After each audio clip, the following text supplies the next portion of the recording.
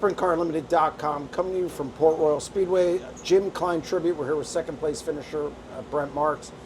Brent, haven't had a lot of laps this year, but you look pretty good. We're fast all night, and again, get a second place run. Not quite what you want, but still not bad.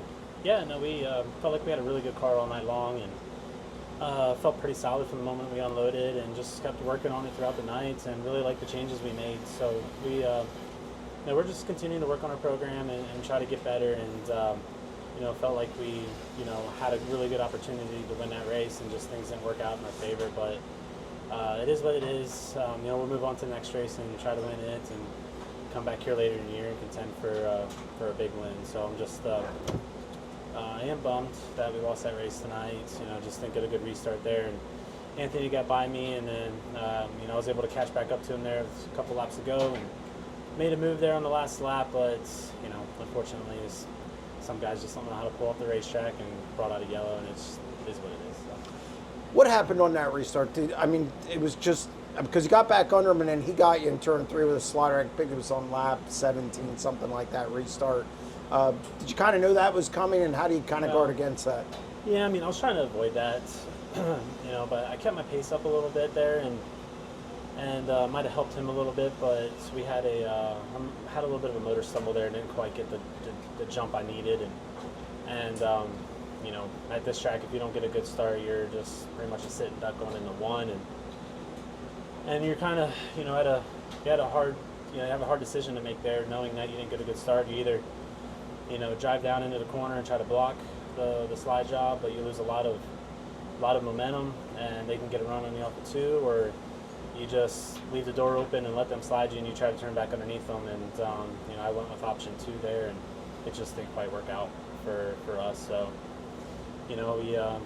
like I said, we had a really good car. We got beat by the best car at this racetrack, so nothing to hang our heads about there. We just have to continue to work hard and just get our program to where we're out there, contending for wins every night like we did tonight, but also not putting ourselves in jeopardy to lose any of them.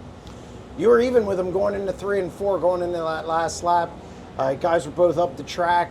Do you think you could have gotten him? He had a nose ahead when the caution came out, but you were coming. You made up a lot of time. You made up over a second on him.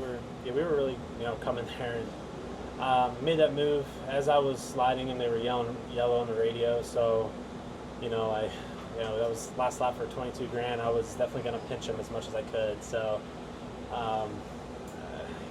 that part, it is what it is. So I think we both would have came out just fine there. Whether or not I would have won or he would have won, I have no idea. So it would have been interesting coming to the checker there, but we didn't get that chance. So it's a bummer. You didn't go to Huset's. I talked about it on the 90 at 9. Went over it, and look, it was the right call. Obviously, they didn't race out there, but coming home, it just seemed like a no-brainer for you if you added up all the factors involved. You got some laps at Williams Grove, not enough probably. Blew a motor, but still, car was fast all weekend. It was, we had a really fast car, and it's just good to get home. We've been doing a lot of traveling this year, been away from home a lot, and to run a team based out of Pennsylvania in a national series is really hard. You spend a lot of time away from home, your shop, your family, just everything. You're just away, so it's very difficult. So with High Limit having the weekend off, we either had the choice to come home or go to Huset's, and I chose to come home just to give everybody a little bit of a breather and see some family and do some racing here locally, and just also work on our program too. So I just that's a great event out in Huset's, and really happy that they put it on. But I just feel like this was the best decision for me personally and my team. Well, also you got a lot of races coming up. You got next week High Limit again, coming back for Speedweek. Most of it Tuesday to Saturday of Speedweek. So many races coming up. You got to be prepared for that. We have a lot of races coming up and a lot of back and forth.